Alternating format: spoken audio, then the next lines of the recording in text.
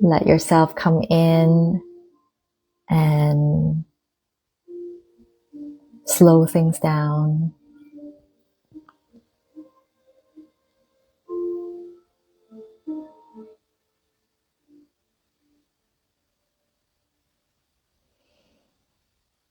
Let's have a moment here to be together in the silence.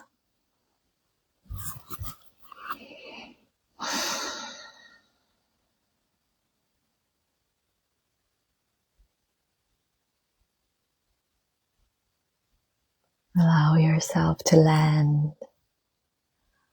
Empty out the chest, the lungs, and the rib cage.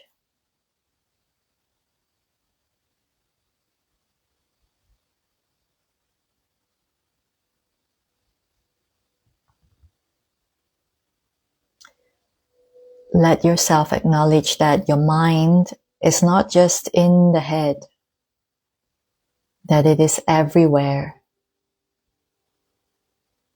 And you can allow yourself to gently bring your mind into stillness. Just really inhaling deep into your belly, bring your mind all the way into that space below the navel. And come on in and say to yourself, I am the path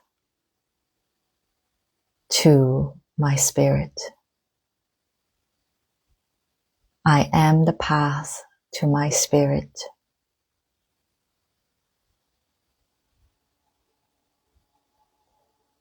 That I am multidimensional and I get to choose which dimension I am in now.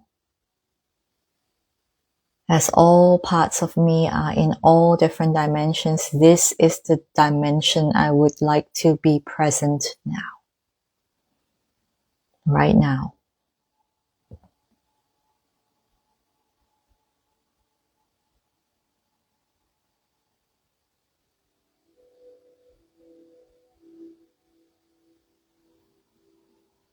And breathe and breathe and breathe. Thank you, thank you, thank you. Gently, gently allow yourself to come into this chat, this transmission.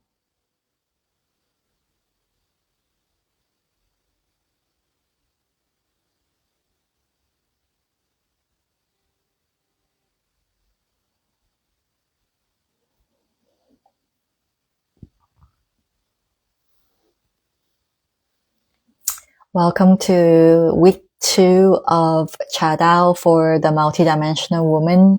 If you are new to this completely, please let me know. If you caught last week's transmission, let me know where you're at.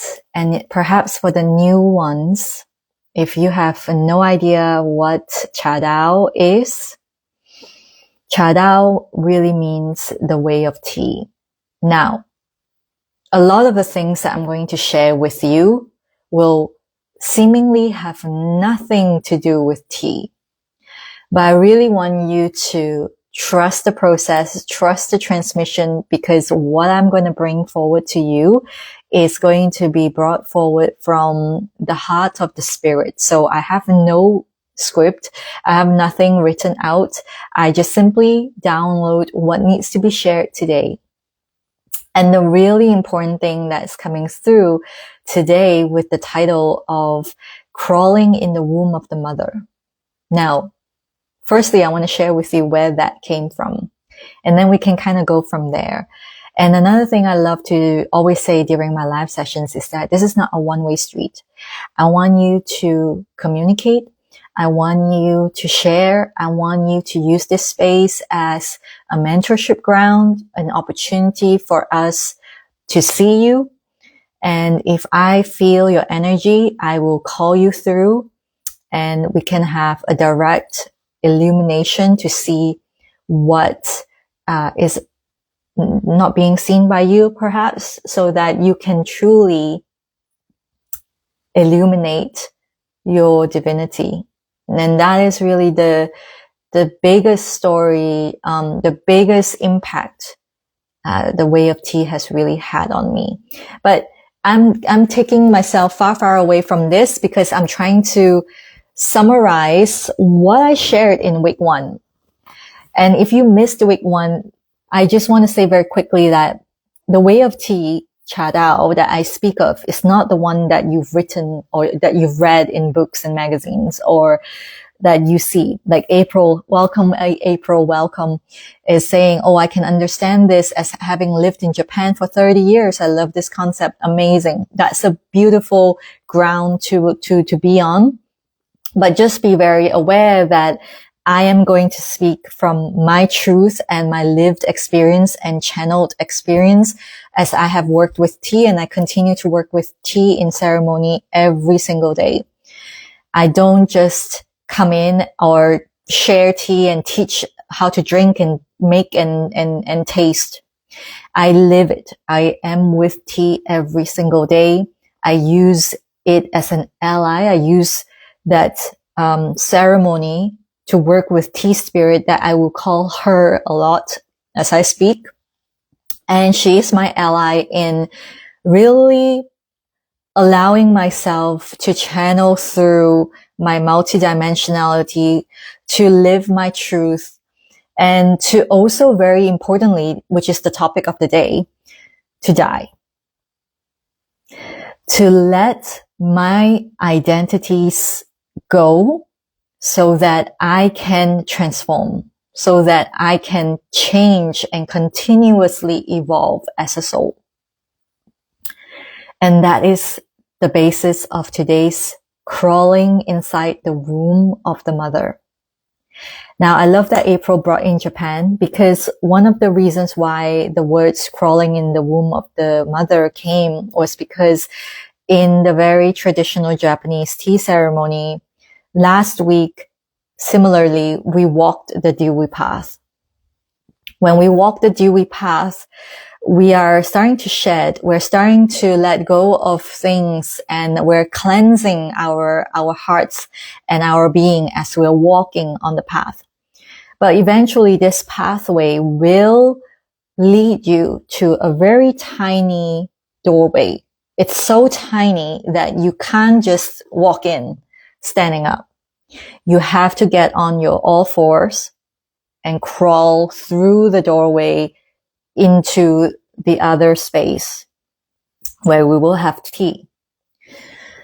This crawling is symbolic. It's very symbolic. Even in the samurai days, samurais have to put down their swords and crawl. Emperors, same thing. It's symbolic of letting go of all the attachments, all the accolades, all the identities, all the titles, the labels that you have. And all of us, once we cross through that threshold, we sit together in that space as complete equals. Doesn't matter if you're an emperor, doesn't matter if you are a samurai, doesn't matter if you're a fisherman or a merchant. We all sit together with no comparison, no judgment. And that is the purity of a tea space. And the hope is really that you can take this frequency out into the world, that it doesn't just remain as a practice, that it doesn't just remain in a tea space or a philosophy that you think is too good to be true, that would never be true. Well, the news flash is it can only be true if it is true for you. Now, what it means to be true for you is that you live it. You breathe it. You are it. Is anyone lost? Is everyone with me here? Let me know in the comments. Like, I would be so delighted to chat with you, to be with you. And oh, like, I just love it. I feel like it fires me up. It gets me going. It gets my antenna shooting out so I can feel you and I can respond to your resonance as well. So please comment. Don't be shy. April, egos. This is where, what is WA? Let me know what's WA came from. If my Buddhist teachers here explain WA, but you're taking it to another. Okay, love that. All right. Well, let's keep going with that. Even ego is healthy, and it is something that helps us that anchors us in this yes, okay, that's the Japanese word, right? Ke se jaku, right? That is the harmony that we speak of. Yes? Am I getting your drift, April? That is beautiful. Now, it's so funny you bring this up, so I'm going to share it anyway, but I share about this in a series that I have as a lifetime access recording, and it's called Tea Spirit, where we touch upon the 4 virtues of tea: harmony, purity, harmony, purity, reverence, and tranquility. Tranquility is the hardest one to really directly explain and directly translate, but it's basically the breaking open to the completeness of life. That moment when you see that there is beauty in the breaking.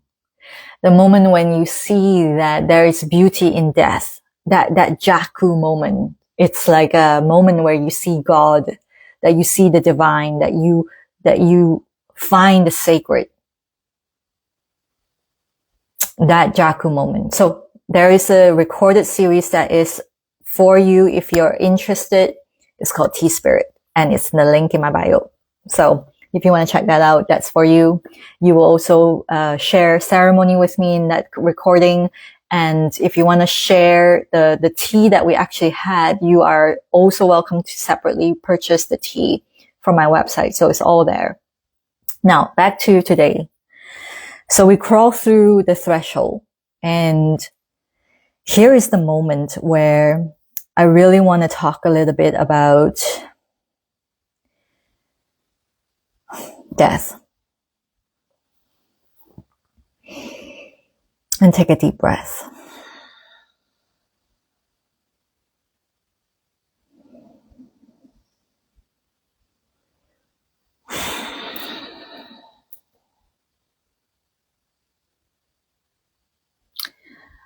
We as a society, as humanity today, have lost the reverence for death. Most people hide and shirk from talking about death. Most people cling on to their egos and their identities so tightly for fear that if they don't hold it together, their entire life is going to burn into ashes. And that will be like the worst thing for the ego. Because the ego wants to be right. The ego can only know that it is right from memories that it has built up, from belief systems and patterns and habits that it has built. If we look at humanity as a whole, if we look at harmony, harmony is not something where you find because everything sounds the same and everything runs in the same energy and the same frequency. Harmony is happening because there is a yin and a yang dancing together. So there are valleys and peaks, and somehow in this chaos there is a divine order that is called harmony. Yes? Same thing. Let's pull the perspective a little bit closer to home, to you, to within you. How many of you can tell me that you feel what you think and you do what you feel? How many of you think and feel what you think, and you do what you think.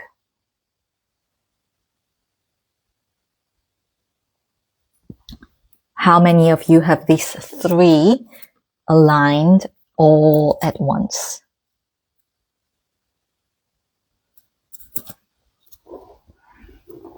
Now,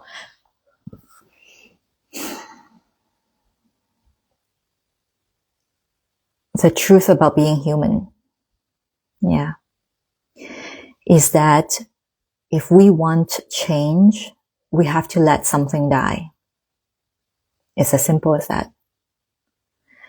When a cell changes in our body, it's because some other cell died and a new cell was born. A new habit, a new pattern can only take up space when there is space for it to take up. Now I'm going to go a little bit further and actually invite you to contemplate a life without habits. Because habits are things that we have continuously done to the point where we don't even remember why we're doing it.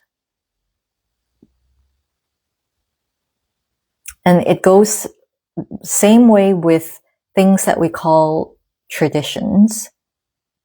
Real, true traditions are upheld when the person who carries the tradition on, actually understands the relevance of the tradition to his or her own life. If I don't understand why I'm doing that tradition and I'm just coerced into doing it because my parents or my grandparents, my great-grandparents say that we have to do it, it has to be done, but nobody can actually articulate why or actually even feel, that's the more important thing, feel the reverence in doing it, then eventually the tradition will die and a new tradition will take up space. It may take a few years, it may be a few thousand years, but a new tradition will take up space. Is everyone with me here?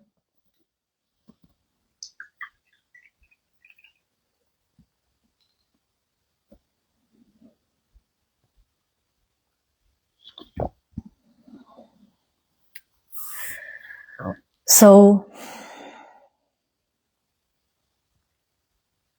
how do we die? And how can we be perfectly surrendered to the death of our identities? Who feels the power in that? I want to know because I want to know that you know what I'm talking about. And I want to share my personal story so that you understand the vibration through my voice, what I am talking about. Because I am very sure all of you have gone through it. Some of you have gone through. Some of you may have met that moment and decided that you're going to turn back around. You're not going to go through it. Last year, I had a most incredible opportunity. Let's say I was calling it in.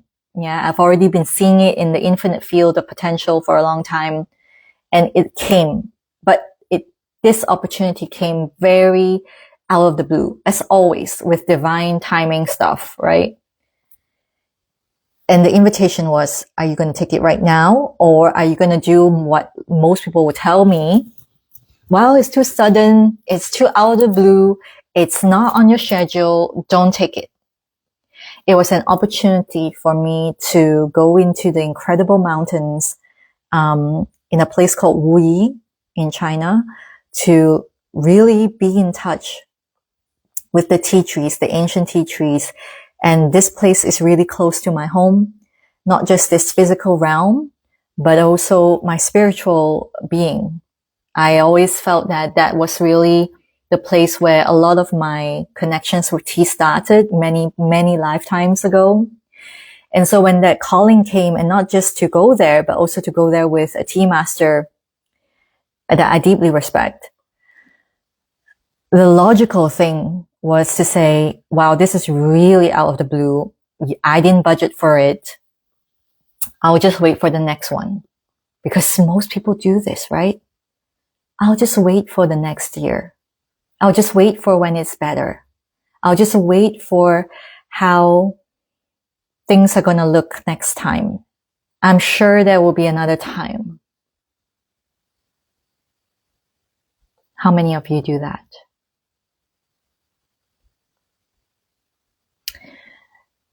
And of course I said, yes, I'm going to go. I'm just going to go anyway.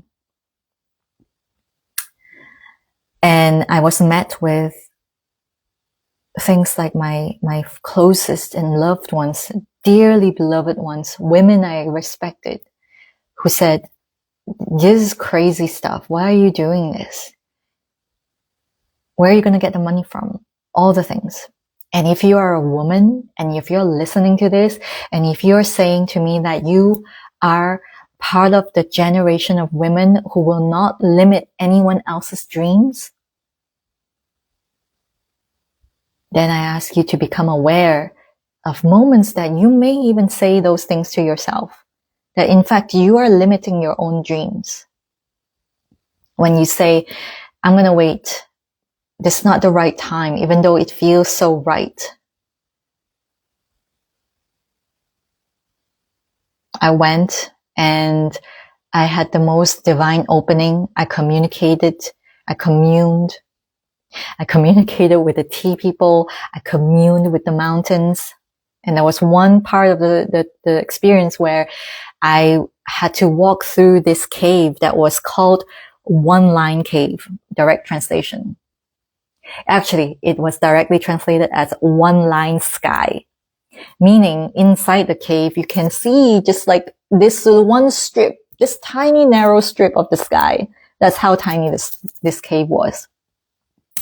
And so I walked and I started to see all these people coming back. They were like they turned around, they came back down. They were like, oh, it's too narrow. I can't pass through. We're just going to turn back. So many people did that. And on the way, I was with my guide and we were coming through and I said, I told my guide, like, I can't see anything, but we're gonna go. We're gonna keep going because I'm sure we can do this. And we were tiny little ones there, just crawling through the cave. I couldn't see anything. It was so dark. And as you know, cave walls are pretty sleek. And all I could do was just kind of like touch the walls when I was walking through. We were cutting so thin. And I remember hearing my guide's voice going like, okay, don't touch the wall here. I just touched. There were lots of bad shit on it. So don't touch that. Keep going. All right. Turn right. Okay. Be careful of this step here.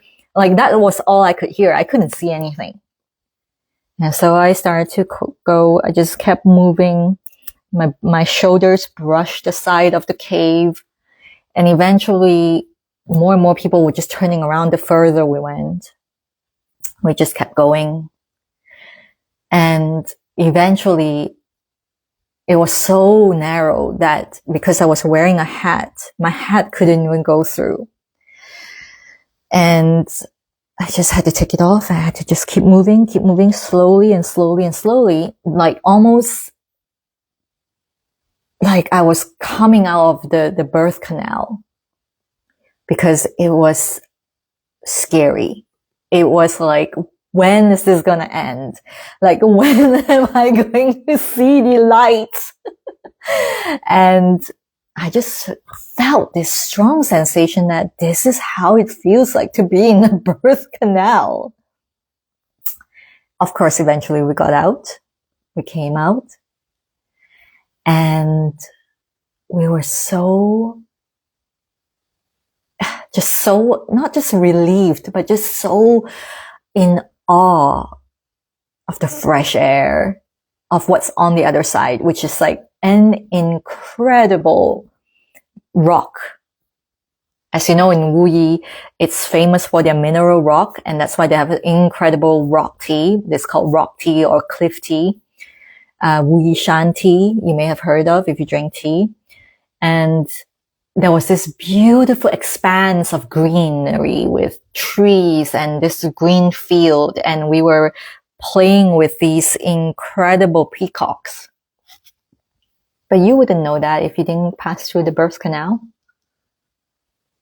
You wouldn't see that. Yeah, it does. It was scary, Almas. You don't like a place you can't see. See, that's the interesting thing. When you say you don't like a place you can't see, I think a lot of people will agree with you. You're not the only one. And Almas is saying, I'll be also scared of snakes. Yeah, well, that's very true. And here's the thing. I want to tell you this. The truth is we have moved on from a time when we had to be living on our survival instincts. We're now sitting in offices. We're now sitting in houses and apartments. We're going out for our coffees, our teas. We're driving in our big cars. We've got commute. If we want to go somewhere, we can get an Uber or we can take a bus. We can take a taxi. It's like we're living in a time where we no longer need to be in the survival mode. But the interesting thing, when I say survival mode, I mean like hunter-gatherer. You gotta go and, find a place to sleep every night. Like you don't know where you are and you have to fish and you have to find something. Otherwise you will have nothing to eat. Like that survival mode that I'm talking about, right? We no longer live in that way. We are no longer required to live in that way, the majority of the world. And if you're here, I'm pretty sure you're not going to be doing that, right? Ironically, a lot of us still have that memory drifting in our aura, drifting in our blood, resonating deep in our bones because we are carrying our ancestors in us, whether we like it or not. So what is prejudice? What is judgment? We have to start to, if you haven't done so already, this is the space. We have to start to become aware of where are the prejudice from? What causes me to be afraid of places that I can't see? What makes me feel scared of snakes? Why do I feel that a snake is going to harm me? If I can zoom out with you together, let's zoom out and look at the cosmos together. Yeah. The cosmos doesn't care what's good or right. The cosmos has nothing that is bad or wrong. The cosmos is just is. And you, my love, are made of the same stuff as the cosmos. That's why you can feel the movement of the moon. You can feel the different phases and the planets that are moving. You can feel the new age of Aquarius. Because just as the cosmos is evolving, you are also evolving with the planets. But there are two paths to evolving. You can evolve unconsciously or you can evolve consciously. And to be conscious is really, really to be so honest and so aware of where your prejudice, where your fears come from. Because all of these things, and you have to, by the way, cease to look at them as bad things. I'm not saying prejudice is bad. I'm not saying fear is bad. I'm saying take a good look at them. I'm saying non-judgment means every part of you is welcome. All parts of you. And this is the way to ensure that you do not believe for a single moment that you are a victim of your life. There's nothing to believe in. Because if I'm asking you to believe in something, that means I have to justify for it. There's nothing I'm asking you to believe in. All I'm asking you is to be here. So if you're like almas, and if any one of you would like to do this together, if you have something you want to bring into this space, and I call it the sacrifice altar, because the truth of sacrifice means to make it sacred. Today I had an incredible call with a client in the mentorship call, and we were talking about the sacrifice altar. Last week when I was on this chat as well, I said, bring your sacrifices. What is it that you want to place on the altar? To sacrifice is actually not what you have learned from organized religion or the pagan tradition of sacrificing human beings or blood. Those things happen because humans became so dense that they couldn't perceive or hear the spirit world anymore. And so they had to do those rituals. But we're way past those times. And what we're here for is to directly access our inner guides again. You have never lost them. It's like breath. You are continuously breathing. You have never stopped breathing. It's just that you need to become conscious of your breathing again. And in the same way, you're becoming conscious of your inner guides. Too often already, too much, too unconscious. We do this all the time, which is we turn our light, we turn our gaze outward, externally, and we're responding and we're reacting rather than actually creating something new. And to create something new, you're probably going to be called cuckoo bananas for a while because it's new and it's scary. But if you're a leader, if you see yourself as someone who's here to really transform from within, and in a very healthy way, how do you know that you're doing it in a healthy way? I'm going to tell you this firsthand, is that I'm constantly asking myself, why am I even doing this?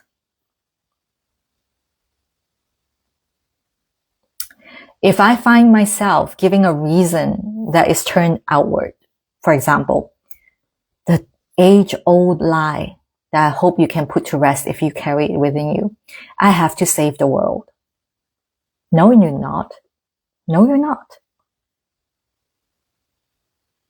This savior complex has destroyed the world in so many ways for centuries.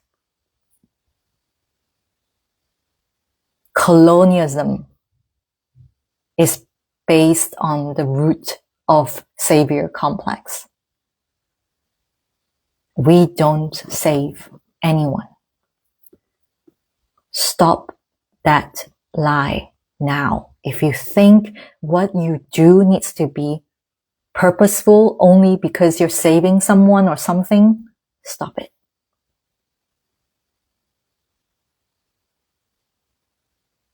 Decolonize that thought right now.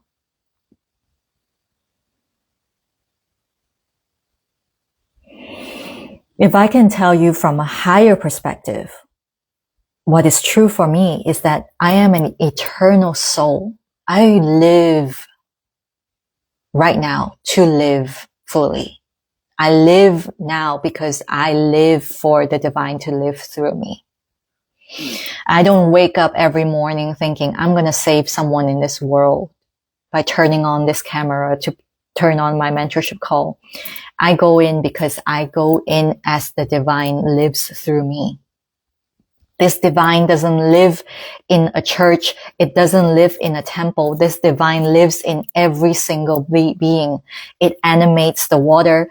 It fills the water with information. It lives in the trees. It lives in the birds. It lives even in snakes and places that you can't see.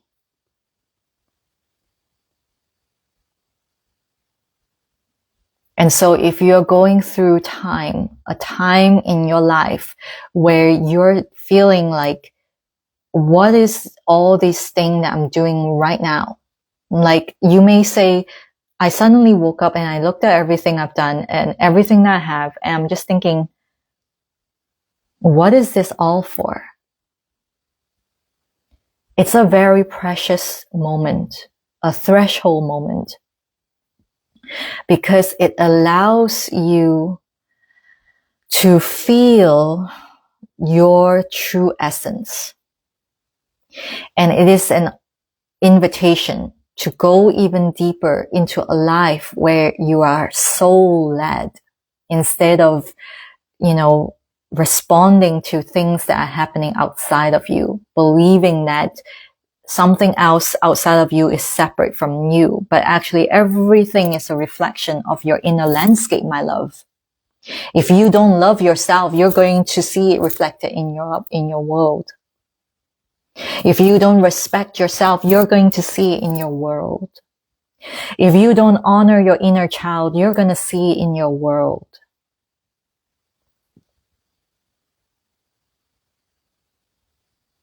If you don't listen to your inner guide, you will see it in your world. So don't ask why that there are so many people who don't get you out there in the world. Because the real question is, what part of me am I not accepting? What part of me am I not giving any grace? That I'm not even deigning to look at? That I just keep swatting away like a fly?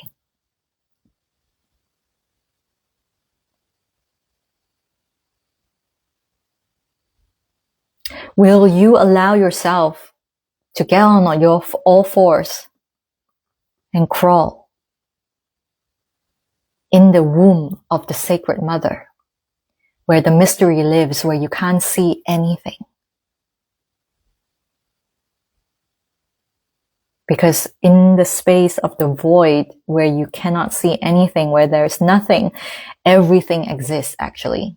This is the place where everything is birthed. I'll tell you, the divine that we speak of, at the very core of it, the very essence of it, is nothing. And because she wants to look at herself, she created another. And that is how 10,000 things were born. Because from the other, light was born.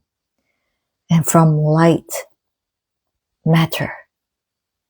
And more refractions and reflections hit off each other. Eventually more and more and more and more. And there are so many aspects of the divine. All of you are aspects of the divine. It's like a single tiny bit of the fingertip of the divine that all of us are sitting right here, right now. A little strand of the hair, and it's that big giant being. And the truth is, we may look at this divine and say, that's how mythology and stories come about, but really it's just this formless form. We can give her a name, we can give her a her, a she, it can be he or him, whatever it is. We keep fighting over these tiny little things, but the fact of the matter is, you are the creator.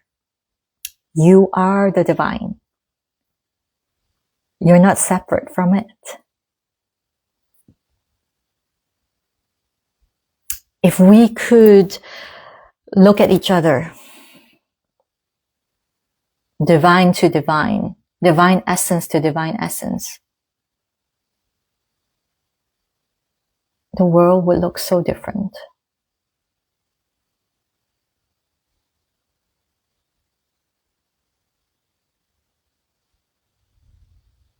And so it is really important right now to start from the very root, to start from the foundation of reconnecting with your inner guides. Yes, April. April is saying, this is so awakening on so many levels. Cannot share all that I do, but this has brought me to a whole other 4, 5, 6 dimension. That's exactly how I want you to be. Thank you, April. my job is done here, everyone. It's beyond my words. I really want you to feel into the vibration that I'm sending across right now. And this is why I do the work that I do. I do ceremonies online. Everyone that doesn't have a clue always asks me, like, how do you do that? How do you do a tea ceremony online? Well, yeah, I can send you the physical aspects just to soothe your ego. I'll send you the tea. I'll send you the bowl. I'll send you all the things you need to create a ceremonial space. But the real work is in these dimensions, these multiple dimensions that we speak of. You know, I had never thought, well, I guess I've always wanted it, but I guess to live it now is incredible still for me. But I'm having conversations with clients about a societal level where we can really have really tough conversations about justice, about societal norms, and we can see from a 5th dimension level, from a 6th dimension level, a 9th dimension level, that we don't get caught up in the narratives of like, we need to fight, we need to save, that is going to make a difference. All due respect, yes, there are different people with different ideas and different processes. I don't say that's wrong. But what I really want you to see is that if you are multidimensional, you should feel that there is another way. Can you feel that? And I have a beautiful, I have a doorbell ringing, so I'm going to take a pause here. You guys stay on. I'm going to come back in a bit. I'll be back.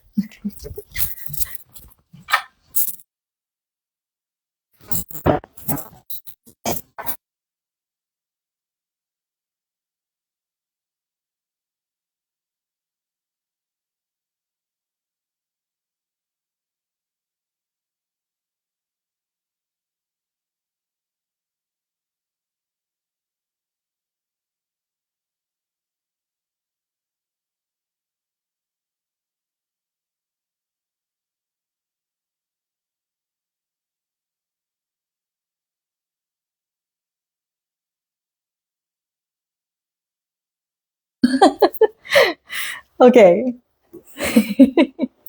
Always happens when I'm here, guys. Like my tea packages always takes its time to come, and they always come when I'm here and vibing with them. Okay, let me just catch up with your comments. April, haha, bravo. Yes, it is coming through, and I hope to tap into your lives. And I think on Insight, maybe you can bring forward a larger event. Yes, of course. Wow, you're on the right site for our concepts. Well, I do hope so, because Insight Timer, I love you guys. Like, I seriously love how you all, the right people, always streams in. And do you have other recordings, videos, tracks on Insight? I haven't really uploaded a lot of things. I just tend to come on here live. Most of my creative brilliance, I would say, is recorded on Instagram. And also I have a podcast as well. So the podcast is called The Room Between Worlds. And you can find it on all major, like Spotify and Apple. And it's recorded directly through, Substack. So I'm on Substack mostly for the podcast. But Instagram is my main playing field right now, only because I feel like, there is like reels and stuff, and it's just fun for me. I know, April, but they always have to cross-check everything first, and I'm just like, I don't know. I'm just like, I just want to upload them and be done. So I'm on YouTube as well. Really? I didn't know that, April. You mean I could just upload my video stuff? Well, that's a change. that's a change, because even the live sessions, like they have to look through it. Ooh, now that's great. Oh, that's cool. I didn't know that. Oh, well, I'll have to check that out. I have to definitely check that out. I love that. Oh, awesome, April. Thank you for the tip. Wow, this is great. This is great. Yeah, no, I definitely need to look into that. So anyway, let's take a moment here. So just to bring it all in here. Oh my gosh, you're in Japan. I'm so jealous. Thank you, April. Have a beautiful night. So to bring it all together, what I really want to share is that if you missed the first week, please go back to my Instagram page to check that out. And I'll try to see if I can upload it onto on Substack as well with the recommendation of April. No, sorry, Insight Timer. But it is on my podcast as well. I would highly recommend that you check that out only because I spoke about having to really move through some really thick waters where I had to really not question, but like I love everything that I have learned about tea, the study of tea, the way of tea in the Chinese culture, how it's brought me even closer to my own culture and my own ancestry. But I know that I am here as a bridge between East and West. And I know that it's not just East and West, but also a bridge between worlds. And that's why I love that it connects with my podcast's name, which is The Room Between Worlds. And it's a name that actually came even before the podcast. And it was a really powerful time when I realized that I'm not really interested in telling you what to do. What I'm interested in is I want to share with you the way that I tap into my truth, my essence, and the way that I tune in, that I attune to my inner guidance. Because it's so important right now. I mean, come on, you see this everywhere. It's a rampant where people are using AI to be their therapist. And some people are in this state where they can't even go without having AI. They ask AI for permission for everything. And now I'm not saying AI is a bad thing. Again, I'm not here to say anything is a bad thing. What I'm saying is, if you do not connect with your own truth, and if you do not attune to your voice, your truth, your guidance, and stand for it with conviction, and the conviction muscles have to be built, the spiritual muscles have to be built. Welcome, Laura. Welcome anyone else that's here. Please let me know if you're live with me. If you do not build that, then anything outside of you will look like they are a threat to you. And what does that mean? That means you will revert to your survival mechanisms. Survival mechanisms is not creator mode. You're not being a creator when you're surviving. So you have to be so clear about what you're doing when you're in spiritual development, whether it's personal development or spiritual development. You have to be so clear about what you're doing this for. And this is why today I wanted to come in and talk about death, because we have to let our identities die in order for us to truly attune to our inner guides. Call it spirit, call it God.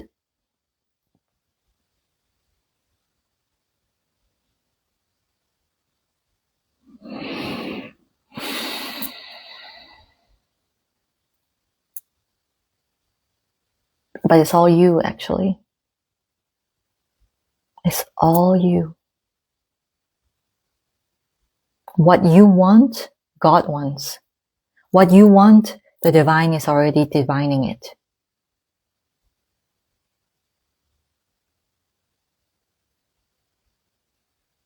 But it has to be based and founded upon your essence. Yes, Laura, when I don't follow, I feel so frustrated. It's a huge sign when you're frustrated. It's a huge sign.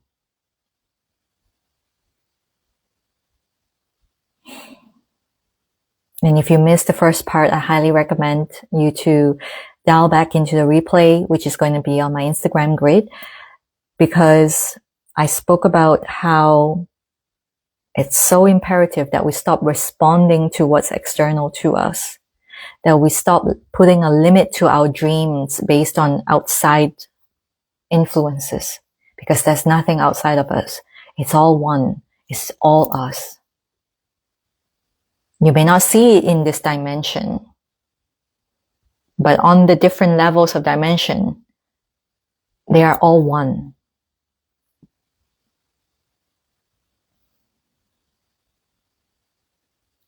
Different notes are actually on the same continuum of frequency.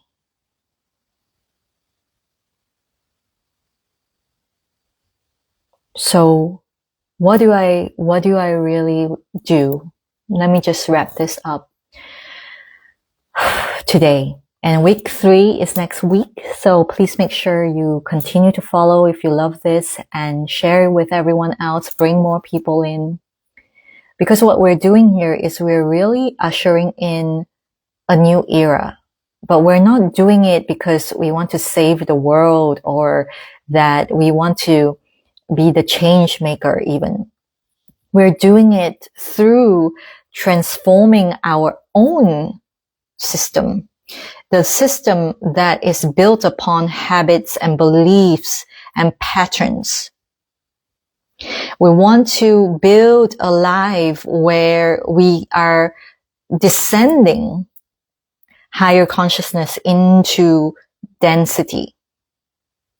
We're not trying to escape here. We're not trying to, bust out of this world and go into other planets. We want to allow the light to descend onto Earth.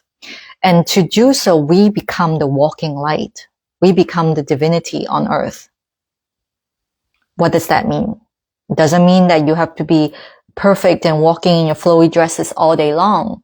What that means is that you are willing to sacrifice your fears, your limitations.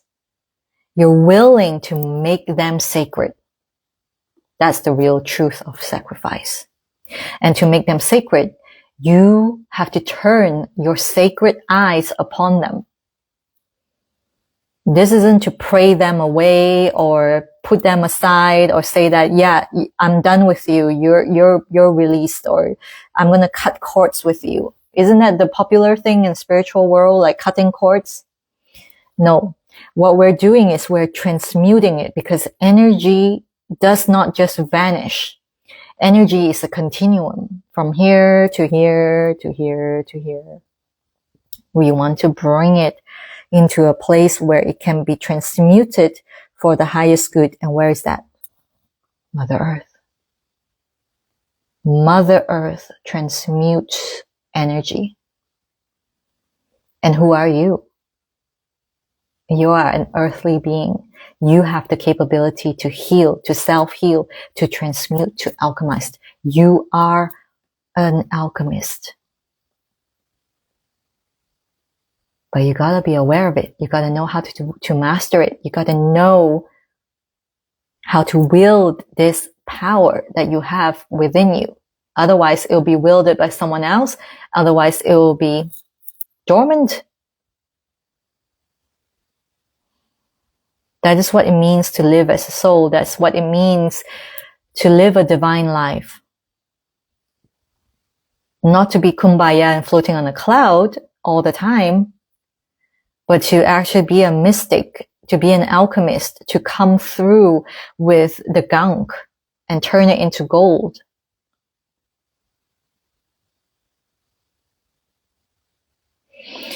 And in order to do that, first, your identities have to die. And we do that in a ceremony with tea.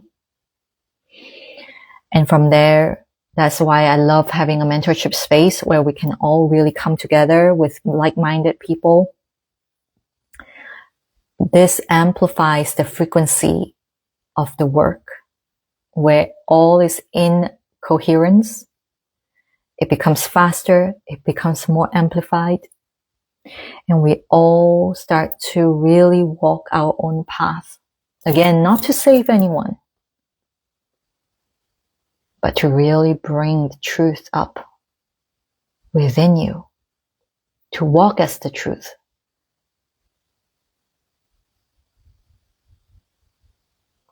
And please remember this, each one of you is an aspect of the great truth.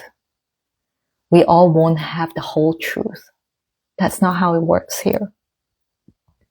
But as a multidimensional woman, you can dance across all the dimensions and see from a higher perspective, and then bring it into this dimension, because it is this dimension that it is needed most now.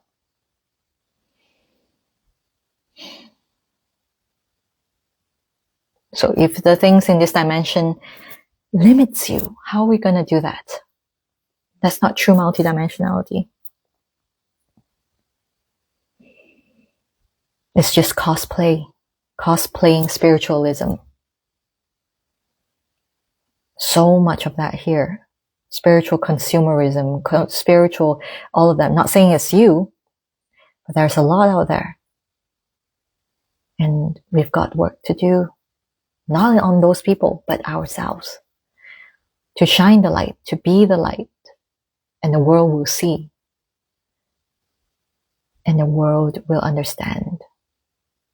True spirituality is really letting identities die over and over again, so that there is space for something new to grow and to be created. That is true spirituality.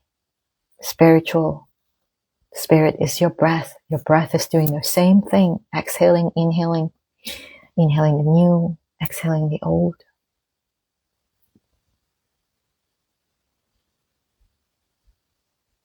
So thank you very much for today. Thank you for your patience. If you have any questions, feel free to pop over to Instagram and drop a comment. I am so delighted to be with you here today. If you have any questions, please ask now as well before I wrap up. And for anyone who is interested in mentorship and in walking with me on this path, you're very welcome to send me a DM. I've got something really special coming up very soon. Thank you, thank you, thank you. And I'll see you here next week for the final transmission.